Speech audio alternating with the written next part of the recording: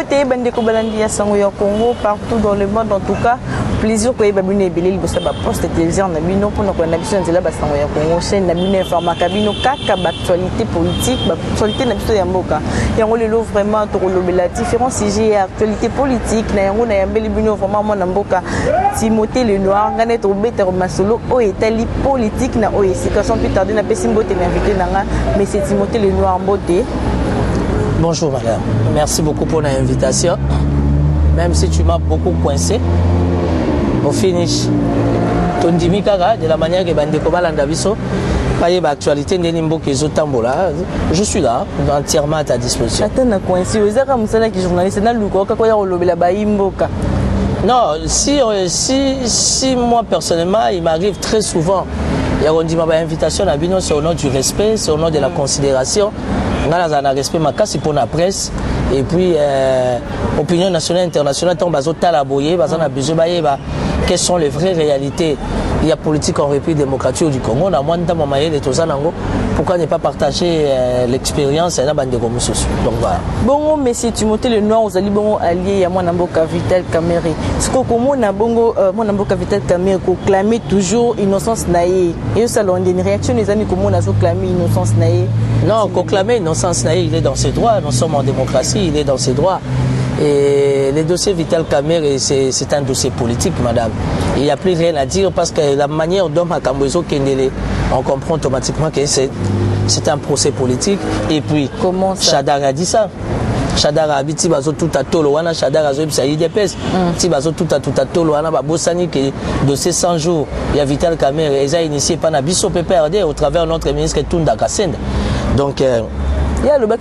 par rapport que le ministre Tunda Kassenda Dezaki bon ministre de la justice ça sali bon étant que le ministre de la justice a tiré moi le beau qu'on a il va parler de ça en tant que qui à niveau en tant que SP d'un grand parti politique quand il fait des déclarations il faut relancer à la loupe nous sommes en politique ma propos n'a pas politicien il faut la contrôler il faut la bien gérer mais le plus important c'est que moi je peux vous dire qu'il pleuve qu'il neige Vital Kamerhe va sortir aujourd'hui les procès 100 jours les procès Vital Kamerhe a attiré la sympathie de l'opinion l'opinion nationale et internationale va comprendre que Vital Kamerhe a Zamaele et que la République démocratique du Congo est une valeur et que Vital Kamerhe est condamné innocemment. Que la messe a déjà été dite, c'est un procès politique. Les gens ont cicaté au biso tozoloba. Donc je peux partager la vie à bateau bazoloba qui est vraiment dossier. Il y a mon amboka Vital Kamerhe vraiment azanoko la cobaye vraiment il y a état de droit. Bon, pour partager la vie wana madame pourquoi pas parce que Yemoko Vital Kamerhe a lui bien que c'est un procès politique. Alors, moi, je ne peux que suivre la logique. Il y a un procès et surtout que lui et moi, nous sommes alliés. Donc, ce qui arrive aujourd'hui à Vital Kamerhe, nous tous, ces eaux pénalisés, nous tous, ça nous fait mal. Je n'ai pas dit qu'il a été arrêté injustement, mais voir la manière dont notre justice, les hommes même la Makambunango, on observe. Partout dans le monde, la justice est critiquée. Sauf que la justice à la République démocratique du Congo, va critiquer Bango. Mais le plus important, c'est que nous savons et que le dossier Kamerhe est un dossier politique. Comme c'est un dossier politique, la niveau politique, Makambo Pezo Salama. Il va que Vital Kamerhe n'est Makambo. Donc, la surprise des Oya est belle. Ce que dossier n'est pas en appel et tout, mais tout le monde rejeter liberté provisoire n'a pas nini alors que Bino Bolo Bakaza est innocent, mais tout le monde n'a pas bâti provisoirement balingité. Pourquoi? Non, ça veut dire qu'à rejeter liberté provisoire, les cabinets conseils, les collectifs des avocats de Kamerhe, ils vont continuer le droit. Ils vont continuer la procédure. Mais Kamerhe lui-même dit que mon dossier est un dossier politique. Aujourd'hui, à l'Est, il y a un ça ne va pas. Na Esteza, na Goma, na Bukavu, n'en parlons pas. Na Kinshasa marche et ça pour la Kamerhe d'une manière pacifique. Je pense que quelque part, tout mécanisme nous coûte la réalité à ma solange. Est-ce que réellement Kamerhe, est-ce que réellement, nous ne voulons pas qu'aujourd'hui l'état des droits est à la choisir. Nous ne voulons pas que l'état des droits est à la sélectionner. Nous voulons que l'état des droits est à la pona batunios. Kamere libre au nom de la démocratie a acclamé tout innocence. Pourquoi justice ambitieuse sont maintenus au Kangaï? Et puis bizarrement, bateau va condamner qui Kamere na premier degré, na appel, va se retrouver sous sa fonction. Au fur et à mesure, nous comprenons beaucoup de choses parce qu'en politique, il faut éviter de tout dire. Ce qui se passe, ce qui se réalise. Les autres, ça déjà explication. Il y a la réalité, Moussous. Donc, il faut partager avec Balobi que au chef de l'État, vraiment, nommé avocat, la République qui n'a procès 100 jours, et ça récompense pour Nandé Bakani, dans le capital Kamere. Non, je n'ai pas dit que le chef de l'État récompensait, mais moi, j'ai trouvé ça très compliqué. J'ai trouvé ces années un contraste ma case. Vital Kamere qui a toujours été les bras droits, il y a chef de l'État, dans le nom de l'État des droits, il s'est retrouvé dans ma condition, et bizarrement, on va condamner Vital Kamere, ils ont été promis dans ma matière, dans ma fonction, ça veut dire que c'est l'analyse. L'analyse, madame, je les garde dans mon cœur, mais il y a des ceux-là aussi qui peuvent réfléchir autour au bazar observer parce que nous ne voulons pas que l'État des droits est à la sélectionnaire. Et ça, quand on a battu mon coboy, Angelo, victime. Et puis quelqu'un comme Vital Kamere avec son poids politique, dans le contexte actuel de la politique, beaucoup faire tomber les victimes. Pour preuve, l'abbé Chol est allé les voir. Qui dit abbé Chol, madame, l'église catholique. Église catholique.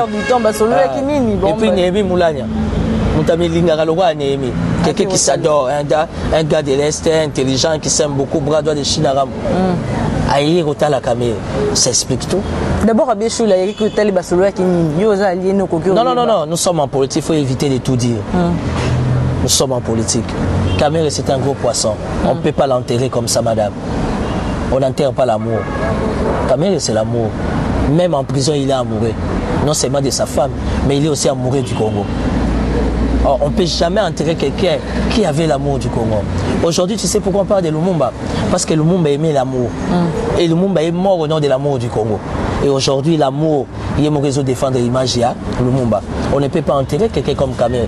Dans le contexte politique, Tozanango, Kamere est un arbitre entre FCC et Nakash. Ce que vous avez Libanda Massano. Au moins, un résultat. Et je te rassure que politiquement, ma Kambezo est belé.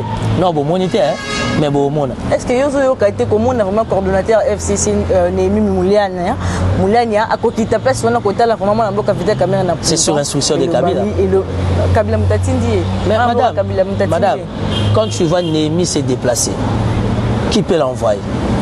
Quand tu vois Jean-Marc Kaboun se déplacer, qui peut l'envoyer? Et ça, le secrétaire Nangaï, à Bengio, ça veut dire qu'il ne peut que t'appeler à mon nom, parce que ça, numéro na yote. Nous avons PC numéro na yote. Benga, madame Graciana, il a besoin de tourner l'émission. Tu comprends les principes? C'est quoi aussi, c'est un peu dans le lobby. Déjà, opinion, tant nationale qu'internationale, déjà, qui est exact que moi, complètement, on aurait moins de Vital Kamere, caméra cachée dans le cabinet chef de l'État. Bien na cache, il y a vraiment caméra cachée. Tu sais comment on appelle ça en français? C'est un débat de caniveau. Kamere n'avait pas droit à l'erreur. Kamere était obligé d'accompagner Fachi à réussir pour que rotation et salama. Tout ce qu'on a mis sur la tête de Kamere, on comprend, c'est les jeux politiques. Tu comprends? Oui, que dans le jeu politique, il y a une image, cybercriminalité, créer buzz, or qu'on soit, il n'y a rien. C'est ça la politique en République démocratique du Congo. Aujourd'hui, l'absence de Kamere, la carte bagarre, voilà, ça se sent. Et pour montrer que VK, Vital Kamere, que moi j'appelle Vitalo, que moi j'appelle le cœur artificiel, pour y avoir Mélanioso. Oh là là. Le cœur artificiel du Congo, beaucoup associé. Vital Kamere a le droit de drapeau. C'est comme 18h, il faut quitter. C'est comme 7h30, il faut matin. Contexte politique d'Abisso, on ne peut pas prendre un Vital Kamere et le mettre de côté. Mais le reste, ça a plaisir. Vital Kamere et Bolingweleki. Bolingweleki na Maman Amida. Balingara Mutubongo Teti na prison. Maman Amida Zokonda, mais Vital Kamere na prison Zoya Mouneni. Affection Eleki. Il a non seulement l'affection de sa femme, mais il a aussi l'affection à Bissoba Anaye. Et de surcroît, Kamere bénéficie de l'affection des Congolais. Aujourd'hui, les Congolais ont compris que Vital Kamere, c'est une valeur. Valeur purement absolue. Donc, moi, et je te préviens que surprise des Zoya. Et voilà. Du coup, tout le monde qui procède un appel le 24, mais renvoyons pour le 7 août. Problème en Isakini. Bon, il semble que d'après les informations à ma possession, l'avocat République va quitter. Donc, on va quitter, le juge fallait renvoyer. Nous attendons les 7, c'est dans quelques jours, une semaine et quelques jours. Nous attendons. Est-ce qu'il essaie de se voir quand on va quitter? Kamere ne mourra pas. Kamere ne mourra pas. Et Kamere n'a pas les nerfs faibles. Il a les nerfs très solides. Tu sais que Vital Kamere, c'est le prochain. Le prochain président. Tu as lobby Vital Kamere, c'est le prochain. Ce qui est aussi, c'est les aïeux. Tu as lobby dans les aïeux. Pourquoi tu as lobby dans mon côté? Laisse-moi être libre. Il y a Moutou Bakondana qui déjà vraiment. Tu sais, j'ai fait un rêve comme Martin Luther King. C'était quoi votre rêve? Moi, je suis dans les classes, je on appelle la salle rêve le 31 décembre 2020. Na ouvrir na résidence privée. Na Vital Kamere, na Timothée Lenoir, na Tochuman Kisombe, na Maman Amida, na Benga Yesus Nani, to vani en famille. Tous hommes la moi vers Amaï et nous rendons gloire à Dieu parce que Kamere est dehors. Kamere va sortir, madame. Et pour ton information, Vital Kamere c'est le prochain. À cause d'un peu prochain Premier ministre, à cause d'un peu prochain président du Sénat, mais Vital Kamere c'est le prochain. 2023 élection. Madame, Vital Kamere c'est le prochain. C'est le prochain. Prochain Premier ministre, peut-être qu'il va remplacer Papa Mbiso Ilunga Ilunkamba. Chibala Outarape Makala, Abimi Mbamo Premier ministre. Elle est en politique à Congo. Si aujourd'hui on a quitté Blattner, on l'a lavé de tout dans ma soupçon. Pourquoi pas quitter Kamere et laver Penanios? Surtout que tu as la messe a été dite. C'était un procès purement politique. Nous observons. Voilà, moi, je Timothée Lenoir, tout le monde a nomination. Tout le monde a inspecteur général, général Amis Gabriel Tangoufort. Est-ce que je suis en place? Malheureusement, les chefs de l'État maîtrisent des indicateurs que moi je ne maîtrise pas. Quand les chefs de l'État ont sa permutation, sa nomination, en tant que président de la République, nous devons prendre acte. Parce que la politique n'a pas une première interprétation. Je risque de faire des analyses dans le contexte moussous. On a un contexte boyé et créer un problème. Félicitations au chef de l'État pour notre armée. Le public est comment on a un rapport au NIE. C'est là qu'on a eu un rapport à le chef de l'État, il sait le pourquoi. Les un dossier très sensible. Quand on doit émettre beaucoup des avis, faire beaucoup des analyses, je te dis que c'est compliqué. Mais ce que je sais, que le chef de l'État a choix d'une armée, le chef de l'État a choix d'un appareil judiciaire, nous observons, madame. Nous sommes en démocratie. En démocratie, il faut apprendre à observer. Il faut que nous soyons à la libre, mouvement, c'est les garants des institutions, les magistrats suprêmes, les chefs de l'État, il a fait son choix, bravo. Nous espérons que le choix est aider la République. Ils ont un choix individualité, mais ils ont un choix et aider la République par rapport à tout ce que nous avons comme souci sécuritaire, tout ce que nous avons comme souci au sein de l'appareil judiciaire, et ça la propre, et ça la propre, et redorer l'image politique Nabiso, Yambo Canabiso, c'est ce qui fera de nous un État sérieux. Par rapport à la réaction, il y a le général John Numbi, qui est président de la République, qui vraiment induit une erreur. Il y a un moment, comme je t'ai dit là, c'est ça la démocratie. Le général Numbi, c'est un Congolais, il est libre, il a repris sa vie. On peut m'agamboa là. Bayebani m'agamboa ça. Boutika bango. Bayebani. Oh maman. Pour les assogo liagi bilo gamboa faut à l'ambango. Bayebi m'agamboa ça là. Biso en tant que population nous observons. Biso population toi là bas souci. Bana bazongi ka bana bazonga classe ka ya 6e. 6e primaire, on a 6e des humanités. Biso ba Congolais souci na biso 2 mois chef de l'État PCA biso. To futa courant, to futa maïté, ba comment tu la biso on la facture. Biso ba Congolais souci na biso eza massacre ici na Beni. Qui met côté na Ituri. Vous comprenez? Politique na biso eza na sens. Ils ont été que premier ministre à l'équipe na TV, à l'équipe na réseaux sociaux, azole le chef de l'État signa kinga na yeba kité. Ils ont bloqué ils fini Samboka. Nous voulons, madame, en toute sincérité, que Mboke Kende, le social, l'économie, l'éducation, le transport, la religion, pour Badadi Bakomi Pebele. C'est ça les soucis des Congolais. Tango Fora comme inspecteur général, John Numbi a cessé réunion à Katangé, ça n'apporte rien à la République. Voilà. Siko tout le monde qui peut moi namboka bongo première dame de la République Maman Denise Niakiro Yamba qui obosulu le kini. Oh mais zo swabino vraiment vidi vraiment. Et zo swabi sauté vous avez ba masolongo ezala kini ba Yamba kio. Maman Denise Yamba kinga j'étais pas seul. On était à 9. Na kati à 9 fois il y avait 2 bazaba leader à UDPS. Moi na tanga ba kombo na bango ezate. On s'est retrouvé dans un cadre purement professionnel et familial. Maman Yambi biso a biso temps, on a analysé la politique d'une manière générale. To pesi ba proposition na biso oyo mama romemaro et pas ya papa. Et puis avantage au soana maman ezanini so soina maman mais la papa rapport wana na chambre. La chambre garde à zagaté, témoins zagaté. Ba la kimia na papa. On a parlé avec la première dame dans le cadre purement politique. On a fait des propositions. Elle voulait nous attendre en tant que leader d'opinion d'une manière, comment dire, différente. La tendance n'a pas été on a longuement parlé. La première dame était même en babouche. Ça veut dire que maman Yambi Bisso a respect, maman Yambi Bisso a considération, Yambi Bisso a convivialité familiale. Et ça, c'est de l'estime. Mais la première dame, elle est belle. Hein? Oh, ah bon? Si, la première dame est très belle. Elle est très intelligente. Et on a très bien parlé. Mais Ngaï est temps. Allié à Vital Kamerhe. Quand je suis sorti de l'OIA, je suis arrivé chez moi à la maison, j'ai fait rapport au président Kamerhe. Que j'ai été appelé, j'ai été contacté. Naoto Solo Laboye, président Vital Kamerhe, félicitations. C'est ça la maturité politique. Ça veut dire que j'ai joué à la loyauté. Naza Mouta Kamerhe, mais ma bengi singai, n'a qu'à répondre à une invitation par politesse. N'a PCP Oyazali leader nangai, Oyazali collaborateur nangai, Oyazali chef nangai, n'a PC rapport. N'a PCP rapport par Maman Amida. Maman Amida, bien, mais félicitations, c'est bien passé à Bossoli, bien. Ok, bravo. Tu vois la maturité? Et ce que j'ai aimé pendant qu'on discutait avec la première dame a passé exemple, Moko, il y a Maman Amida. J'ai compris que, bah, y est banni. Parce que si il y a une relation, toi et moi n'étaient pas là. Alors, tu jouais à la quinoiserie.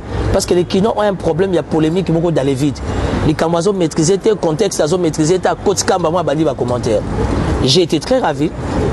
Il y a une invitation à la première dame et ça l'a bien. Il va se tranquilliser, va finir la mangati. Parce que dans les ngamote, dans les batailles de pèse, tous les tendance. Moyen à remettre les solos, sur la mosindo, exact.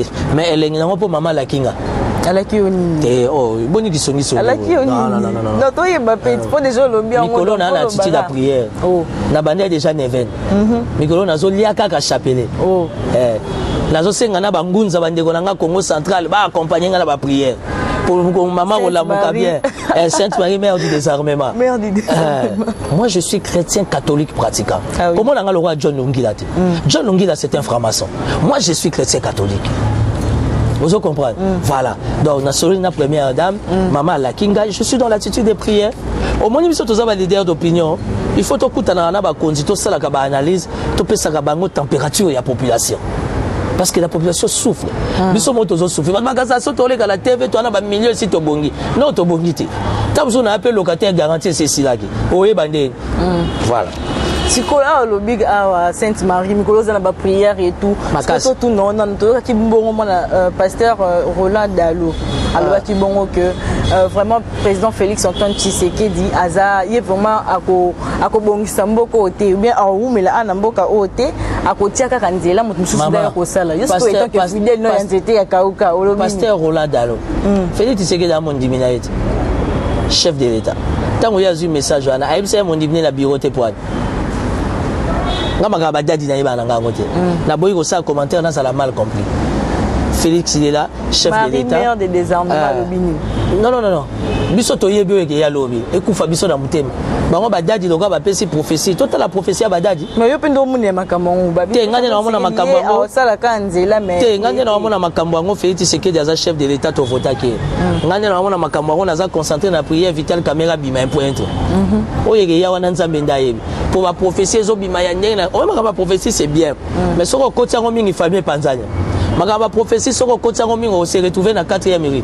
Yeba so tu déjà le colonna 4e mairie. Yeba ka adresse ami balozo zona makala. Paysan. Biso to ada ba conflictuel ba problématique. To ana makila Vital Kamerhe ya libabe.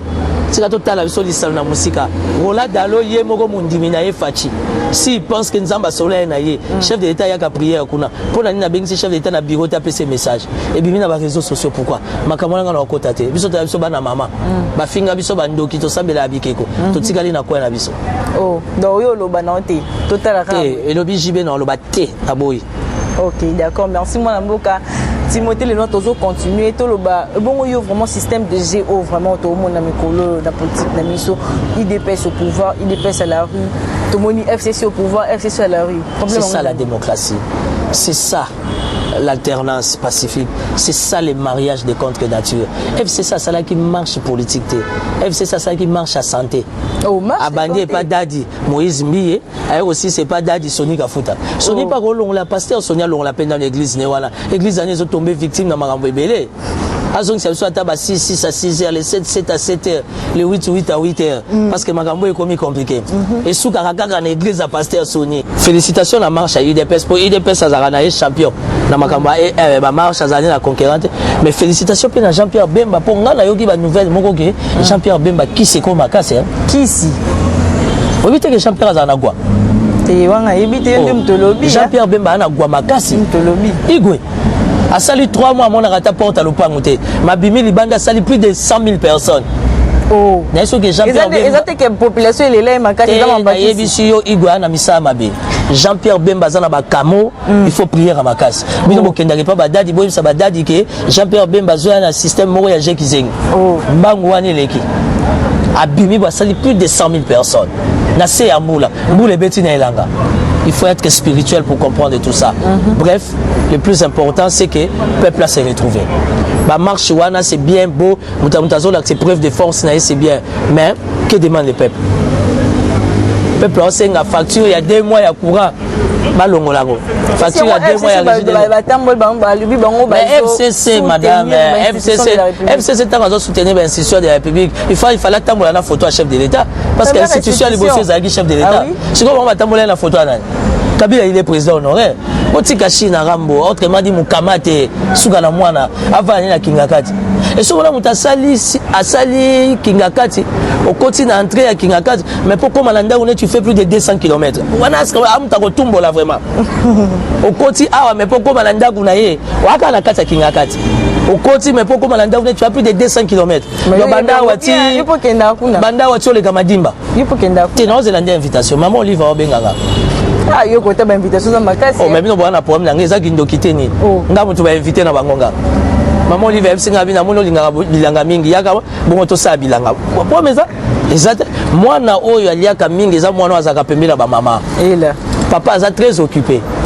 talaka nga force na nga mama amida chature camera soki mo SMS koti kana ngingo kindoki ekoti koto mama Denise a compris que moi na nga zana za maele na pesa ye chance na yoka eli toy koto mama Olive Palobi Timothée le noir za maele alingaka pe bilanga comme c'est un homme de l'agriculture aya to sa bilanga oyo esami za zuwa yaki mtama be ah zuwa esa la biso pona yo oyiki na kutana na première dame to tu lu sikwa la kingai Nyabi solo la kinga te oyo esami za kimtama be po bata ide pesa wakanyela parce que lobi ngo des na TV bo lobi ngo fosilisa la kinga na neven na ba prière mikolo ka chapelé bino botika na badadi ngape na neven botika biso bana mama Maria to vanda kimia voilà à laquelle prison te boui ah prison ça c'est là moi mobile tant on ça politique ça bilo mi balezo zelo li wana boloko elengi nango yango si ko ton FCC ba lo baki ba bazo marché dollar et mati 22 500 madame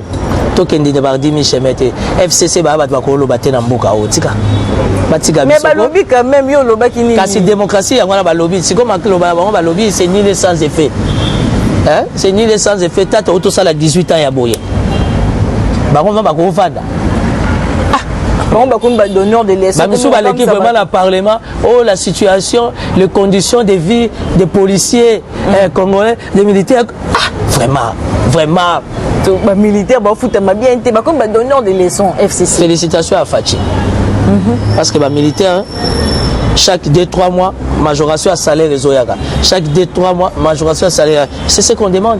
Les militaires sont des gens qu'on doit respecter, qu'on doit protéger parce que baronde bazo sécuriser biso oh ba rebelle ba continue mboka c'est n'entend il y a président honoraire Kabila ba rebelle ba zala quitté Ah, là, mais mon à Est. Mon comme ça, Bengi Sangai. Bengi Sangai, je vais t'expliquer la vraie situation sécuritaire en République démocratique du Congo. Mais tant que aussi, ça nous émission. Luka et Pesco, on bat ma ponga pe yake batama. Pour ba Luka biso. Oh. Voilà. Pour moi, t'as pas problème de yacht. Voilà, parce que je vais t'expliquer les vraies réalités de la situation sécuritaire. Donc ça veut dire qu'aujourd'hui, on doit respecter nos policiers, on doit respecter nos militaires. Bazana bana, faut batanga, faut bavana, ba conditions. Tout ça, na mboka mokeza tropical. Mais bah cela, bah on l'a nanda ko batol. Yebisanga on est où là? En plein 21e siècle, soldats ont là nanda ko batol. Yebisanga ce que so mo est chauffé. Nous autres, nous avons leader d'opinion. La question ici est une tendance politique. Ici, la question est pour défendre surtout le service Nabiso. Parce que le service Nabiso va la tête pour protéger la République. Il faut tout ça dans les conditions. Les députés ont 10 000 $, de salaire. Ils ont 2 000. Vraiment. Aussi longtemps, soldats n'ont atteint. Si on parle un bon français, si on réfléchit bien, c'est parce qu'on est passé là-bas à l'école. Quel est l'avenir d'un enseignant congolais? Quel est l'avenir d'un fonctionnaire congolais? Mboudi Koutouti Lelo. Babiloko ngako sala bien par rapport à la politique na milito. Bamboudi wane za la payer. Hein? Bamboudi wane fallait za la payer. Ça va être un bon souvenir. Tata combien va koufi pour Namboudi. Donc Yangwano moni chef de l'État, il faut solo la bino presse locale, chef de l'État, Nzamba Sungaya Pesayeta, Abeng Samso leader d'opinion toute tendance confondue, tous les séances à travail, tout proposer, tout l'accès à déshydrata, les populations à vivre en tant que Mkonzambo Kaïba. Mais ma master présidence va gagner chef de l'État break. Yango miko na la pasteur Soni ma bena Denilez. Babiso OK présidence aux autres carburante. Est-ce que c'est normal pour oui, il y a des gens qui ont des makambo yango etalinga. Bango pe tomba kenda na ndena bango. C'est pas comme le babon na média. Mais badadi na bino. Bino de bana badadi. Biso ta biso bana mama. O dadi na biso azaya nzambe. Botinda mabonza na MPS Orange. Le président Mobutu nda banda ko yambara ba pasteur bien. Je n'ai rien contre les pasteurs congolais mais bato bomi Congo ils ont pasteurs congolais. Bato bomi Congo sont les pasteurs congolais. Comment ça? Tu sais tout bateau Union soit sali 18 ans d'entourage à Kabila. Soko Kenda kune 6h, 7h, invité les beaux prophètes, apôtres, pasteurs, bergers, et au sein de mes comportements. Babanga basi abatute, ba salaire les autres maté, banco nanko, tribalisme et maladie à tribalisme, ils ont continué ti les na mboka na biso, ils ont senga vraiment ba prière à makasi. Mais moi na mboka Timothée le noir, FCC to comprendre bazo banga nini parce que baza majorité na nini baza majorité na nini na parlement et tout na ba institution mais to monde ba banga par rapport au lobby ata pasteur était ya kanda oya ko kangisa ngai yo ana problème na FCC. FCC il faut tourner la page. Seulement, il n'y a pas moyen de tourner la page parce qu'ils sont majoritaires au sein des institutions.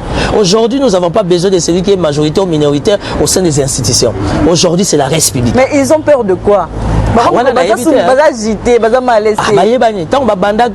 Alliance Biso attend que dictature Mobutu ya dictature et tout. Maman il a kutu vendre une semaine aussi sangote. Bango ba nyonge belé qui est na prison makale belé ba ça ba innocent. Bref. Donc le plus important aujourd'hui, c'est les conditions sociales de la population. Rien ne marche, la politique nous bloque. Alors, il faut faire un effort pour aider la République. Est-ce que à venir vraiment il y a coalition cash na FCC sous Kanye? Oh, alors que le chef de l'État le dit que coalition na bango exact. Le chef de l'État c'est un homme d'État. Le chef d'État Azam magistrat suprême, père de la nation, Azam papa Azam battre la Kimi Amboka, il faut un langage à diplomatie, c'est normal. Chef de l'État ton Azam baroka boalate, on est amunoko, yo ebio Azam on a mutema. On est un système à tindika chakal. Chef de l'État faut avec beaucoup de diplomatie pour apaiser les esprits. En tant que papa, et au kuta biso nanda kutozo sola tozo bunda, faut calmer biso. Mais na mutema na ye moga yebi décision ni nazana. Donc mariage na fait kabana po na yo. Maman nga nazana intérêt mo te kunate kabwani. Nga intérêt na nga kutu par coïncidence Vital Kamerhe na boloko. Ça veut dire ata FCC na cash babundi lelo. Elengi nango kopo bitumbane que permettre biso population to ya comme arbitre. Oya koza makasi to memien na lipeka. Allo nginae. Voilà. Voilà mon amboka Timothée le noir to vraiment na suka émission ça mokalo to sont c'est le caméra op ça maloba suka émission. Non maloba suka ezate. Maloba suka ezate tout simplement pour la émission lelo. Merci beaucoup. Pour la émission lelo. Oui merci beaucoup, je suis très flatté pour l'invitation. Il fallait quand même répondre à ton invitation malgré la pression et tout, mais il a fallu que je réponde et tout. Je suis là, merci. Je suis dispo. Prochainement, si tu penses qu'il y a une matière qu'on peut traiter, je suis entièrement à ta disposition. J'ai fait mes dédicaces spéciales au gouverneur Richard Mouyej Manguez-Mans. Le Lualaba, toujours en avant, toujours en avant. Je salue aussi l'initiative de Gentini Ngobilo au travers Kinbopeto. Kinbopeto, ça doit être une affaire de tous les Kinois. Yo, Ngai, Bissonioso, Tobongisa. La Kanisa Kinbopeto, Zaïka Gombe. J'ai vu le gouverneur Ngobila. On a posé question, mais excellence, au Tiki Gombe, Kinbopeto habité aux autres surprises. Gloire à Dieu, il y a des jours, on a moni, Tchang Bopeto. Donc, assainissement bandi, pour na Tchang, après Tchang, certainement, à Funa, Moamba, Lukunga, le plus important, est-ce que tous vendent la condition, ils allaient bien. Et au finish, merci à tout le monde, je suis très flatté. Voilà, merci, merci M. Timothée Lenoir pour votre disponibilité. Merci à vous aussi, nos très chers abonnés de Sangoya Congo. En tout cas, merci de nous avoir suivis. Restez branchés sur notre chaîne YouTube, Lumière de Kinshasa. Merci à Chilobo qui était derrière la caméra. On se retrouve très prochainement. Eshima, votre magazine qui bat au rythme de l'actualité. Retrouvez la nouvelle édition. Exclusivité, l'an 1 des Basseyane Nanga. Métamorphose et décollage de la province du Haut-Ouélé. À la manœuvre, Christophe Nanga. Avec abnégation et patriotisme, les gouverneurs Basseyane est déterminé à lancer la province du Haut-Ouélé sur la voie du développement intégré. Interview, prise en charge des malades, la maîtrise de la propagation du coronavirus. Docteur Eteni répond à toutes les questions. Économie, la baisse des prix, les combats permanents d'Acacia, Bandou Bola. Dossier Eshima, mécanisme national des suivis, historiques et réalisations. Focus, Sele Yalagouli propose des nouveaux paradigmes de développement indispensables à la relance de l'économie. Nation, championne du social, Agnès Mouad Nawej et la CNSS offrent $1 million dans la lutte contre la pandémie Covid-19. Moussa Mondo sensibilise et prend en charge des personnes vulnérables. Parité, Olive Lembe Kabila, modèle de générosité et d'entrepreneuriat féminin. Afrique, un déconfinement aux multiples facettes. Retrouvez l'intégralité du magazine Eshima dans les kiosques. Eshima Magazine, un nouveau standard d'information.